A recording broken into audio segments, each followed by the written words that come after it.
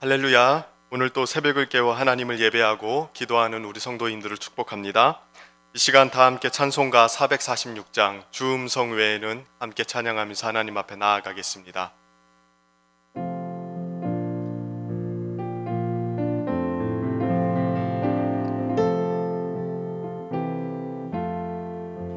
주 음성 외에는 참 기쁨 없도다.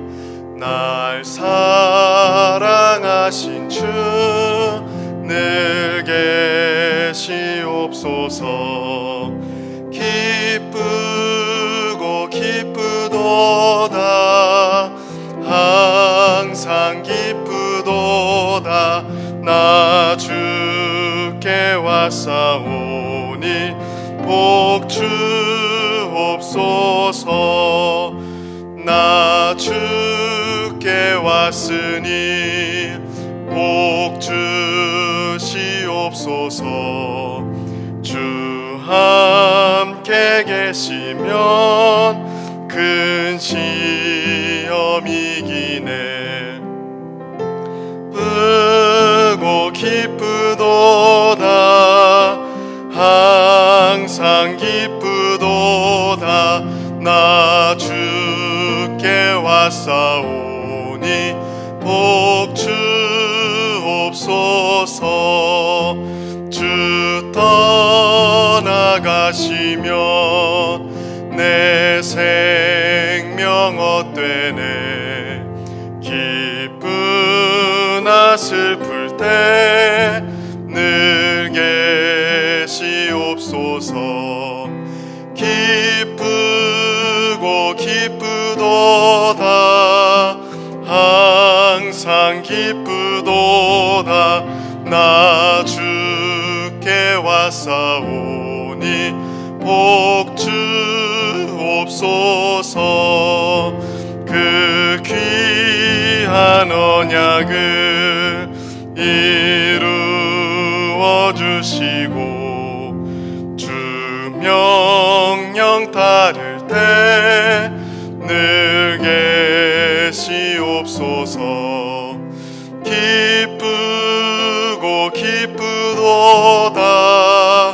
항상 기쁘도다. 나 주께 왔사오니 복 주옵소서. 아멘. 잠깐 기도하겠습니다. 하나님 아버지, 오늘도 이 새벽에 주님 앞에 나오게 해주시니 감사합니다. 사모하는 마음으로 이 새벽에 나아가는 모든 성도들의 가정에 복을 주시고 오늘 또 하나님을 찾는 자들만이 얻을 수 있는 그 생명의 은혜를 부어 주옵소서. 오늘 또 이 새벽 말씀 속에서 하나님의 마음을 깨닫기를 원합니다. 오늘 하루를 위한 주님의 음성을 듣게 하시고 기도의 문을 열어 주옵소서. 그래서 오늘 하루도 성령 충만하여 가슴 벅찬 인생, 열매가 넘치는 인생으로 살게 하여 주옵소서. 특별히 이 시간 우리 대전중앙교회 모든 성도들을 축복하며 구합니다. 오늘 하루의 모든 성도들의 삶을 지켜주시고 마음과 생각을 지켜주시며 하나님을 기쁘게 하여 영혼이 잘됨과 같이 범사에 잘되고 강건한 하루 되게 하옵소서. 성도들의 가정과 사업장과 자녀들을 눈동자처럼 보호해 주시고 오늘 하루 눈 감을 때에 모든 것이 하나님의 은혜임을 고백하며 하루를 마감하게 하여 주옵소서. 감사드리며 예수 그리스도의 이름으로 기도드립니다. 아멘. 오늘 하나님께서 주시는 말씀은 신명기 13장입니다. 신명기 13장 12절부터 14장 2절까지 말씀입니다. 신명기 13장 12절부터 14장 2절까지 말씀을 함께 같이 보도록 하겠습니다. 제가 봉독해 드립니다. 내 하나님 여호와께서 내게 주어 거주하게 하시는 한 성읍에 대하여 내게 소문이 들리기를 너희 가운데서 어떤 불량배가 일어나서 그 성읍 주민을 유혹하여 이르기를 너희가 알지 못하던 다른 신들을 우리가 가서 섬기자 한다 하거든 너는 자세히 묻고 살펴보아서 이런 가증한 일이 너희 가운데 있다는 것이 확실한 사실로 드러나면 너는 마땅히 그 성읍 주민을 칼날로 죽이고 그 성읍과 그 가운데에 거주하는 모든 것과 그 가축을 칼날로 진멸하고 또 그 속에서 빼앗아 차지한 물건을 다 거리에 모아놓고 그 성읍과 그 탈취물 전부를 불살라 내 하나님 여호와께 드릴지니 그 성읍은 영구히 폐허가 되어 다시는 건축되지 아니할 것이라. 너는 이 진멸한 물건을 조금도 내 손에 대지 말라. 그리하면 여호와께서 그의 진노를 그치시고 너를 긍휼히 여기시고 자비를 더하사 내 조상들에게 맹세하심 같이 너를 번성하게 하실 것이라. 내가 만일 내 하나님 여호와의 말씀을 듣고 오늘 내가 내게 명하는 그 모든 명령을 지켜 내 하나님 여호와의 목전에서 정직하게 행하면 이같이 되리라. 너희는 너희 하나님 여호와의 자녀이니 죽은 자를 위하여 자기 몸을 베지 말며 눈썹 사이 이마 위에 털을 밀지 말라. 너는 내 하나님 여호와의 성민이라. 여호와께서 지상 만민 중에서 너를 택하여 자기 기업의 백성으로 삼으셨느니라. 아멘. 오늘 주신 말씀을 가지고 조심해야 되는 영향력, 조심해야 할 영향력이라는 제목으로 말씀 나누기를 원합니다. 오늘 본문에서는 꽤나 심각한 이야기가 나옵니다. 그대로 받아들이기에는 너무나도 조금 어려운 내용이어서 유대인들은 오늘 본문의 내용을 해석할 때에 이 내용의 어떤 진노의 형벌을 적용하려면 7단계가 만족이 되어야만 실행할 수 있다고 해석을 하곤 했습니다. 그러니까 그만큼 실제로 적용하기에는 너무 힘들고 어려운 내용이라는 것이죠. 어떠한 내용입니까? 한 성읍이 우상에 빠지면 그 성읍 전체를 진멸하라는 내용입니다. 오늘 내용은 지난 내용들과 연이어서 사실 등장하는 내용입니다. 우리가 계속해서 살펴보고 있는 12장과 13장에서는 어떤 내용들을 계속 이야기해주고 있습니까? 우상 숭배에 대한 아주 강력한 경고를 담고 있는 내용들이 계속 등장하고 있었죠. 12장에서는 가나안 사람들에 의한 영향력에 의해서, 그러니까 외부적인 영향력에 의해서 우상 숭배에 빠질 위험성에 대해서 경고하고 있었고요. 13장에서는 우상 숭배를 부추기는 내부적인 영향력에 대해서 이야기하고 있었습니다. 특히 13장에서는 이스라엘을 우상 숭배에 빠지게 만드는 내부적인 위험성에 대해서 3가지를 이야기하고 있는데요. 첫 번째로는 이스라엘 안에 들어온 거짓 선지자들이고요. 두 번째로는 친한 친구나 친족이 비밀리에 우상을 숭배하자고 유혹할 때입니다. 그리고 세 번째 내용이 바로 오늘 본문의 내용입니다. 어떤 내용입니까? 어떤 유력자에 의해서 온 성읍이 우상 숭배로 휩쓸려 가는 내용에 대해서 이야기해주고 있습니다. 그래서 오늘 본문 2절을 보면 이렇게 이야기하고 있죠. 너희 가운데 어떤 불량배가 일어나서 그 성읍 주민을 유혹하여 이르기를 너희가 알지 못하던 다른 신들을 우리가 가서 섬기자 한다 하거든. 자, 뭐라고 이야기하나요? 어떤 불량배가 일어나서 온 성읍을 유혹하는 상황에 대해서 이야기합니다. 자, 이 불량배는 어떤 사람일까요?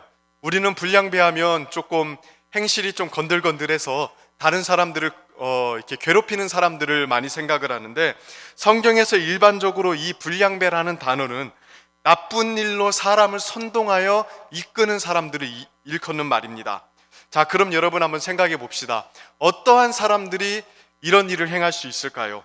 어떠한 사람들이 온 성읍의 사람들을 우상 숭배로 이끌 수 있을까요? 적어도 그 사람은 온 도시를 설득할 수 있을 만큼의 영향력을 가진 사람이어야 됩니다. 사람들로 하여금 따를 만한 사람이라고 인정받은 사람, 우리식으로 말하면 지도자격 되는 사람이죠. 온 성읍에 영향력을 미쳐서 그 성읍 자체를 우상 숭배로 이끌려면 그 성읍의 지도자 정도는 돼야 된다는 이 말입니다.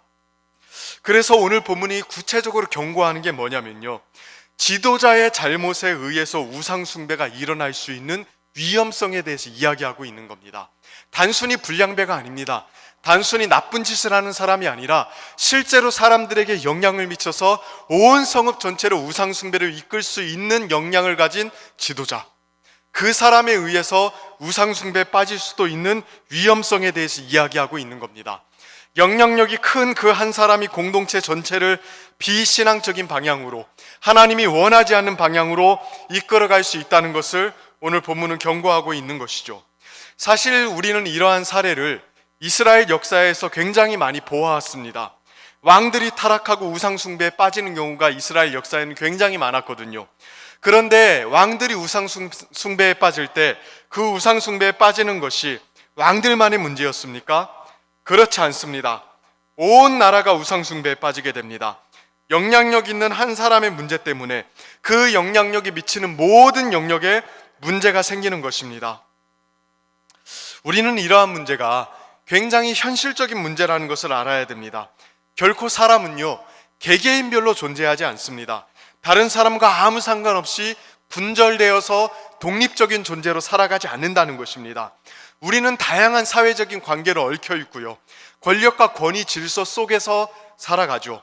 그러니까 원하든 원하지 않든 우리 위에는 우리에게 권위와 권력을 발휘하는 사람들이 분명히 존재합니다.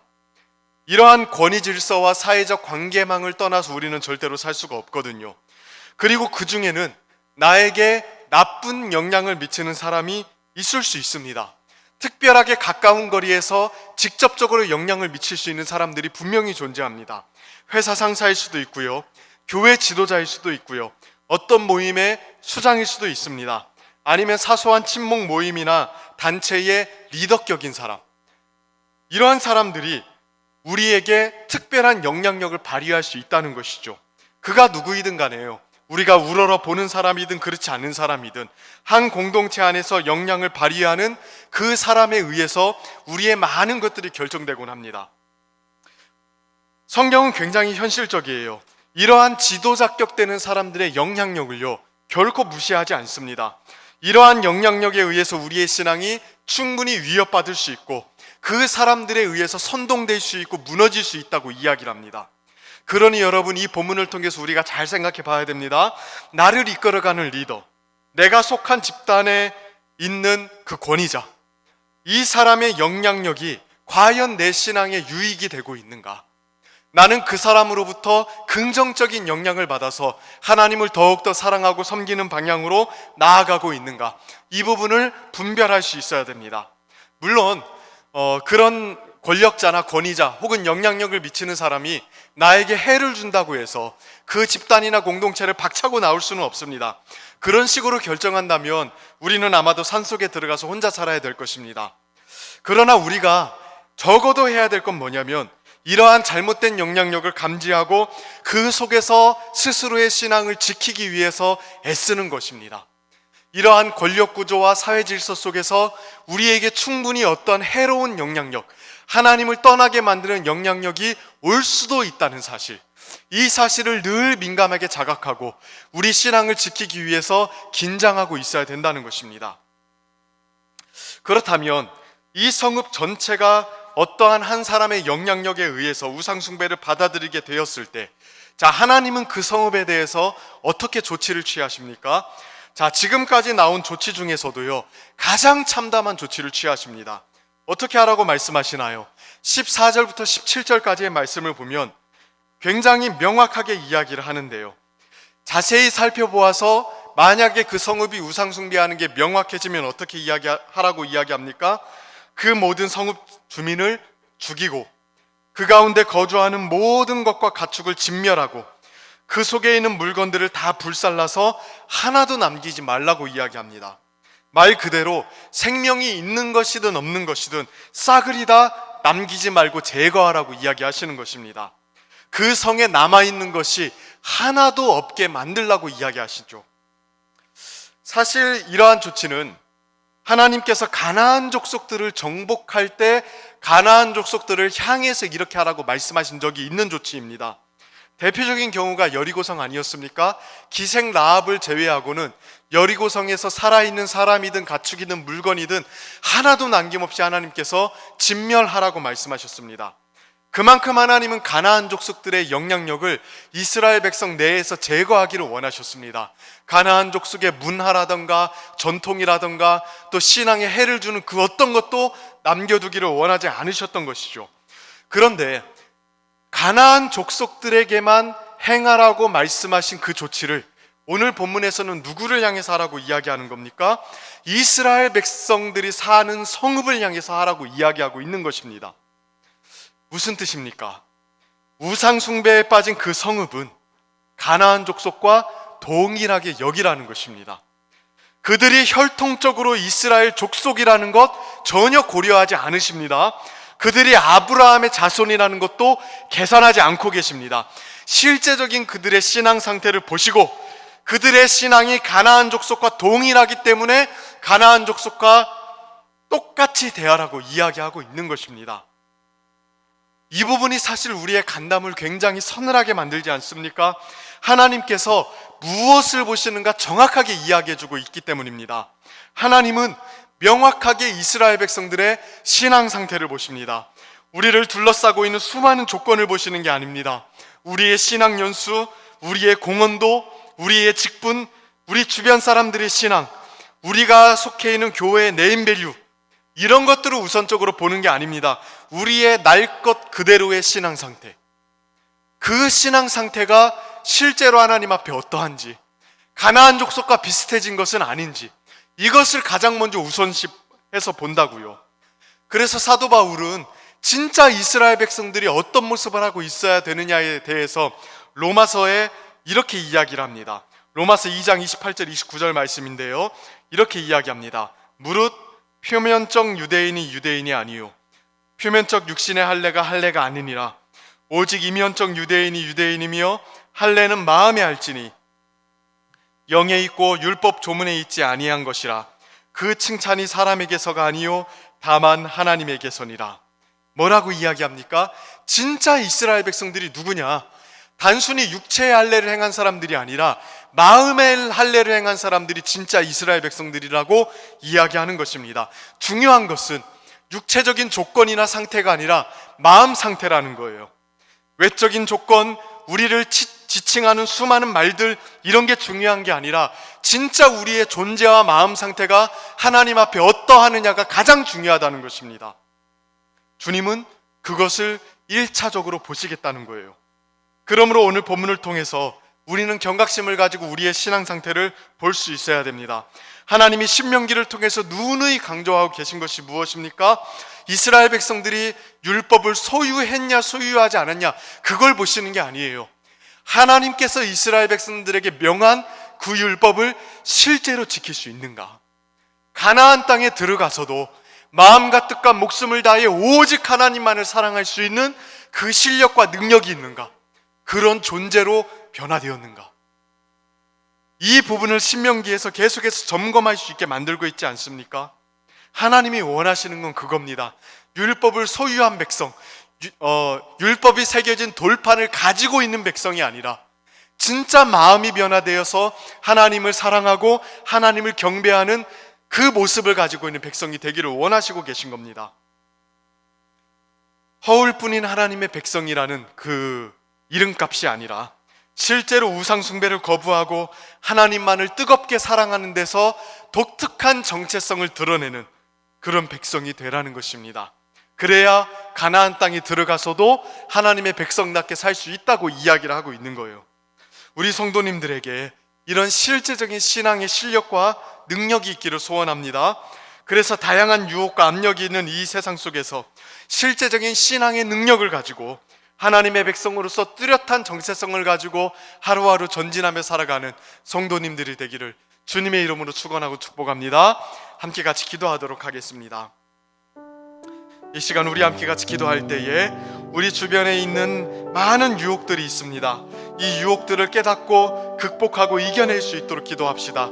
특별히 오늘 본문에서 이야기하고 있는 것처럼 세상의 수많은 사회적 관계 속에서, 수많은 권위 질서와 권력 질서 속에서 그 은밀한 유혹들, 또 압력들을 잘 견뎌내고 이겨내어서 하나님의 백성으로서의 아름다운 정체성을 잘 지켜낼 수 있도록 기도했으면 좋겠습니다. 뿐만 아니라 우리의 신앙이 허울뿐인 신앙이 아니라 실제 경건의 능력을 가지고 있는 신앙이 될 수 있도록 기도했으면 좋겠습니다. 그리고 계속해서 나라와 민족을 위해서 기도해 주십시오. 현재 코로나 사태가 완전히 종식될 수 있도록 기도해 주시고, 또 특별히 이 사태 속에 있는 우리 한국교회를 위해서 조국교회가 주님의 은혜 안에 더욱더 견고하게 세워질 수 있도록 기도했으면 좋겠습니다. 이 시간 주신 말씀과 나라와 민족을 위해서 우리 이 시간 주여 한번 간절하게 부르짖고 함께 같이 기도하도록 하겠습니다. 주여, 사랑의 하나님 아버지 감사합니다. 오늘도 주신 말씀대로 우리의 신앙이 견고하고 굳건해지기를 원합니다.